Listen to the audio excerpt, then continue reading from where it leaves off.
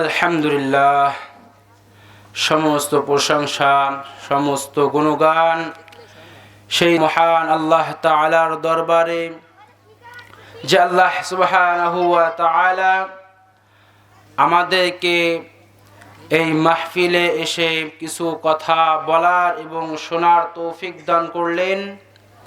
আমরা সেই আল্লাহ সুবহানাহু ওয়া তাআলার দরবারে একবার শুকরিয়া আদায় করি, সকলে বলি আলহামদুলিল্লাহ। আলহামদুলিল্লাহ।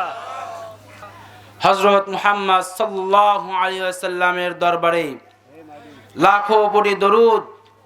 যে মানব আমাদের জন্য উহুদের ময়দানে তার দন্দান মুবারক শহীদ করে দিয়েছেন, যে মহামানব আমাদের জন্য এই পরিপূর্ণ একটা দ্বীনে ইসলাম, দিন ধর্ম দিয়ে গিয়েছেন, আমরা সেই হযরত মুহাম্মদ সাল্লাল্লাহু আলাইহি ওয়াসাল্লামের রওজা মুবারকে একবার দরুদ ও সালাম পাঠ করব। আমরা সকলে বলি সাল্লাল্লাহু আলাইহি ওয়াসাল্লাম। সম্মানিত উপস্থিতি, যাই হোক, আলোচনা তো সবাই করে, সব বক্তাই করে, আমরা শ্রোতারা সকলেই শুনি, কিন্তু আমরা আমলে আনতে পারি না। যদি আমরা আমলে আনতে পারতাম, তাহলে এই আল্লাহ পাক রব্বুল আলামিন যে দিনে 5 ওয়াক্ত নামাজ ফরজ করেছেন, এই 5 ওয়াক্ত নামাজের 1 ওয়াক্ত নামাজও আমরা কাজা করতাম না। বক্তা সাহেবরা কত ওয়াজ করে নামাজ বিষয়ে, কিন্তু বর্তমান জামানায় এমন একটা অবস্থা হয়ে গেছে, অনেক বড় মসজিদ নির্মাণ করি আমরা, কিন্তু জোহরের টাইমে, আসরের টাইমে, ইশার টাইমে, মাগরিবের টাইমে মুসল্লি খুঁজে পাওয়া যায় না। সম্মানিত উপস্থিতি, এই জন্য আমি বলি, যারা ঘরে বসে আছে এখনো, তারা বলতেছে বক্তারা তো প্রতিদিনই ওয়াজ করে, একই ওয়াজ করে, আমরা শুনে যাই, ভালো লাগে না, আজকে মাহফিলে যাব না। অথচ এই মাহফিলে যারা বসে আছেন, এই মাহফিলে যতক্ষণ পর্যন্ত বসে থাকবেন, আল্লাহর রহমত ততক্ষণ পর্যন্ত বর্ষিত হয়ে থাকবে। সুবহানাল্লাহ। সম্মানিত উপস্থিতি, আজকে আমি মূল একটা বিষয় নিয়ে আপনাদের সামনে এসেছি।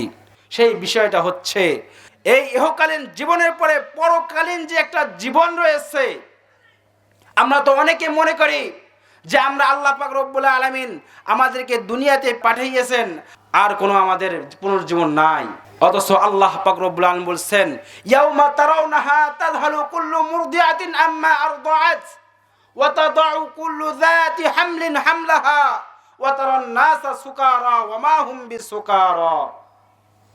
আল্লাহ পাক রব্বুল আলামিন বলছেন, হে নবী, আপনি কি দেখেন না যে কিয়ামতের দিন দুধ দানকারিনী মা তার দুধের সন্তানকে ফেলে রেখে কিয়ামতের দিন তার ইয়া নাফসি বলে দৌড়াতে থাকবে।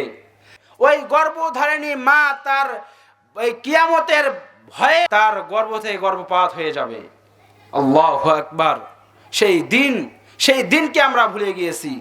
আল্লাহ পাক রব্বুল আলামিন অন্য এক আয়াতে বলতেছেন, ইয়াউমা তুবাদদালুল আরদু গায়রুল আরদি ওয়াস সামাওয়াত ওয়া বারাজু লিল্লাহিল ওয়াহিদিল কাহ্হার ওয়া তারাল মুজরিমিনা ইয়াউমাইযিন মুকাররারিনা ফিল আসফাদ সারাবিলুহুম মিন কাতিরাতিন ওয়া তাখশা উজুহাহুমুন নার। যেদিন এই দিনকে, এই দুনিয়াকে অন্য এক দুনিয়ায় পরিবর্তন করা হবে, যেদিন এই দুনিয়া থেকে অন্য একটি দুনিয়ায় পরিবর্তন করা হবে, সেদিন হে আমার নবী, সেদিন তুমি এক শ্রেণীকে দেখবা, তারা শিকলের বেড়াজালে আবদ্ধ হয়ে আছে।